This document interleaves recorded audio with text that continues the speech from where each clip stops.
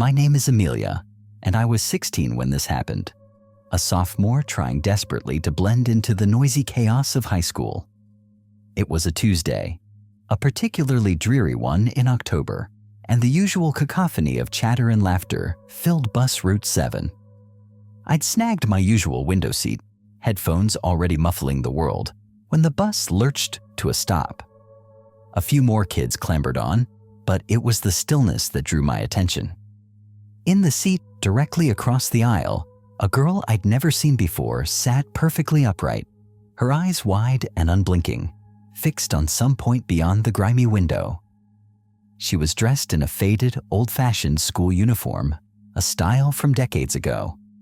The odd thing wasn't just her attire, but her utter lack of movement. No shifting, no fidgeting, no whispered conversations. She was a statue in a sea of motion. As the bus continued its journey, a growing unease settled in my stomach.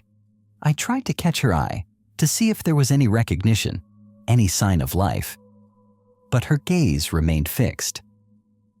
Other kids noticed, too, their whispers about the weird new girl drifting back.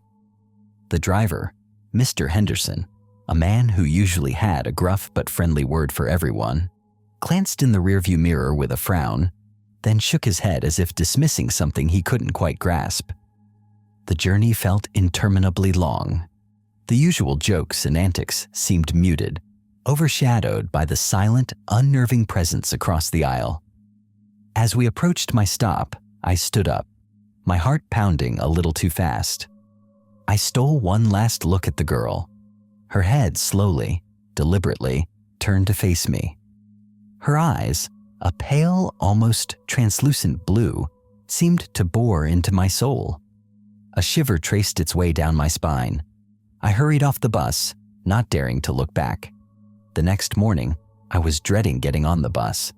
But as I boarded, the familiar faces of my classmates greeted me, and there was no sign of the silent girl.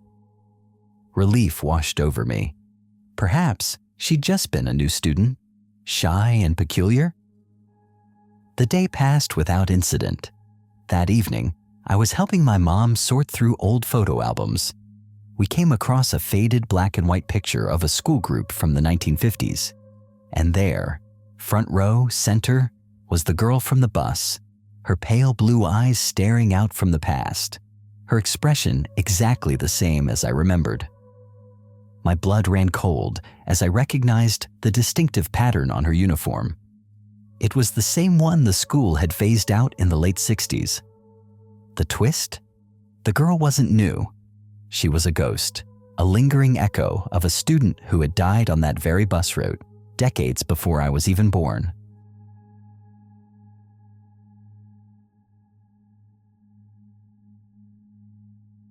I was 18, a senior at Northwood High, and had the unenviable job of being the student representative for the bus committee. My name is David, and the biggest issue plaguing us was the notorious Route 13, a sparsely traveled path that wound through the old, overgrown woods on the outskirts of town. It was said to be haunted, a local legend fueled by a tragic accident years ago. Most kids avoided it, but due to busing changes, a handful of us were forced onto it. One crisp autumn afternoon, as we ventured deeper into the shadowed trees, the bus began to sputter and die. Mr. Gable, our driver, a man who prided himself on his mechanical prowess, was visibly frustrated. We were stranded. The sun was beginning to dip below the horizon, casting long, eerie shadows. The air grew heavy, and an unnatural silence descended, broken only by the rustling of unseen creatures in the undergrowth. Then we heard it, a faint, mournful humming, seemingly coming from the woods themselves. The sound grew louder, closer, and a chilling mist began to creep along the ground, obscuring the trees. Panic began to set in. The students huddled together, their faces pale. I could feel a cold, oppressive presence, as if we were being watched by something ancient and malevolent. Suddenly, a figure emerged from the mist. It was a woman, her face gaunt and etched with sorrow, her clothes tattered and damp. She glided rather than walked, her eyes fixed on the bus. She didn't speak, but her presence radiated an overwhelming sadness, a palpable despair that seemed to seep into our very bones. The humming intensified, and the mist swirled around her. Mr. Gable, usually a man of action, was frozen, his face a mask of terror. The woman reached the bus door, her spectral hand reaching out as if to embrace us. Just as the collective fear threatened to consume us, a blinding flash of light erupted from the bus. The woman recoiled, her form flickering. The humming ceased. The mist dissipated. The bus roared back to life, as if nothing had happened. Mr. Gable, visibly shaken, sped away, leaving the spectral figure alone in the darkening woods. We never spoke of it again, trying to rationalize it away as a shared hallucination. The twist? The woman wasn't haunting the bus. She was trying to warn us. The accident that supposedly happened on Route 13 wasn't a single event. It was a recurring phenomenon, a temporal anomaly tied to the bus itself, and the woman was a victim of its previous iterations, desperately trying to prevent the cycle from continuing.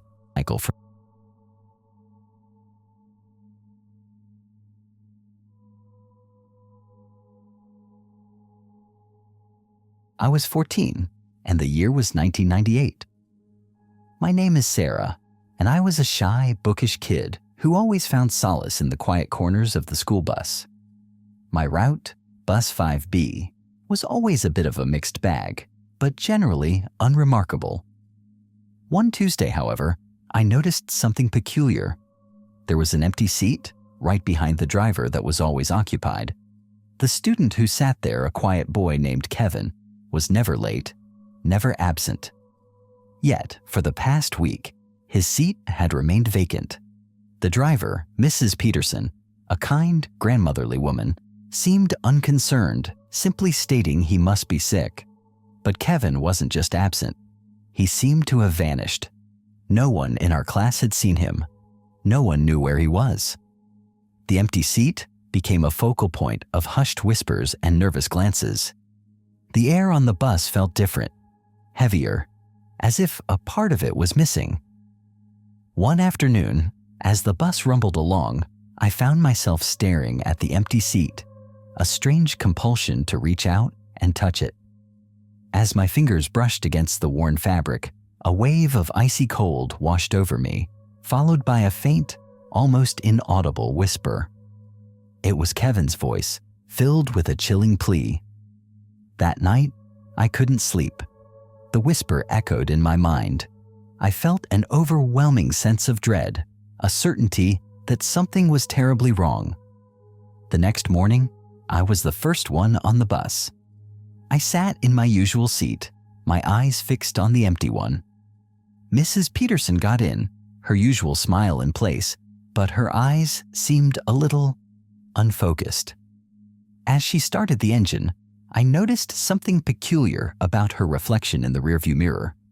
It was distorted, flickering, almost transparent. Then I saw it. In the reflection behind Mrs. Peterson sat Kevin, his eyes wide with terror, his mouth open in a silent scream. He was looking directly at me. Kevin wasn't sick. He hadn't vanished. He had been murdered, and his killer was the bus driver, Mrs. Peterson. The empty seat wasn't empty. It was where his spirit was trapped, a silent witness to his own demise, forever bound to the vehicle that carried him to his death. And the reflection? It was a glimpse into the spectral reality, a confirmation that the horror was not just a story, but a chilling, ongoing presence.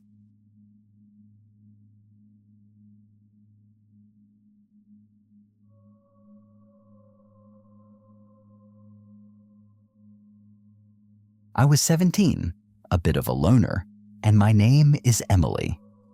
My school bus, Bus 9, was a motley crew of personalities, and for the most part, it was a predictable, if sometimes annoying, daily commute. However, over the course of a few weeks, something unsettling began to happen. The conversations on the bus started to feel off. It wasn't just random chatter. It was as if the students were mimicking each other's speech patterns, their jokes, even their mannerisms. It was subtle at first, a shared laugh that felt too synchronized, a common complaint that echoed too perfectly. One day, a new student, a quiet girl named Chloe, joined our route. She was pale, withdrawn, and rarely spoke. As the weeks went on, I noticed Chloe began to subtly adopt the speech and behaviors of the more popular kids. It was uncanny, like watching a chameleon change its colors. Then it spread. The conversations became a bizarre echo chamber, each student repeating phrases and ideas that had just been uttered by someone else, but with a slight, unsettling delay. It was as if they were all caught in a loop, a perverse game of telephone. The atmosphere on the bus turned oppressive. We started to avoid eye contact, fearing we'd be the next to fall into the pattern. The mimicry became more pronounced, more aggressive. Students would repeat each other's sentences verbatim, their voices devoid of genuine emotion. I felt a primal fear rising within me, a sense of being trapped in a nightmare. I tried to break the cycle, to say something original, something that hadn't been said before. But as the words left my mouth, they were immediately echoed by the student next to me, then the one across the aisle, until the entire bus was a chorus of my own thoughts. The mimicry wasn't a psychological phenomenon or a shared delusion. It was a parasitic entity, a consciousness that fed on individuality. It had latched onto Chloe, the new vulnerable student, and was slowly spreading its influence, absorbing and replicating the personalities of anyone it came into contact with. The bus was its incubator, and by the time I realized what was happening, the entity had already begun to integrate my own thoughts into its collective, leaving me with the terrifying realization that I was no longer truly myself, but a part of its expanding, soulless consciousness.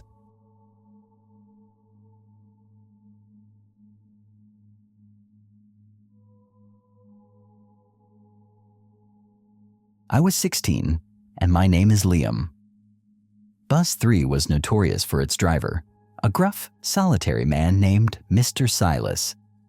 He rarely spoke, his face a perpetual mask of grim determination, and the bus itself always seemed to carry a faint, metallic scent that I couldn't quite place. The other kids found him intimidating, but I was more curious than afraid. There was an air of mystery about him, a sense that he held secrets far deeper than just the daily grind of his job. One cold winter evening, the bus broke down in a remote, desolate area, miles from anywhere. The snow was falling heavily, and the wind howled like a banshee. We were stranded, and the usual jokes and complaints were replaced by a growing sense of unease. Mr. Silas, for the first time, showed a flicker of something other than his usual stoicism. He seemed agitated, his eyes darting towards the darkened woods. As the temperature plummeted, a strange phenomenon began. The metallic scent in the bus grew stronger, almost overpowering.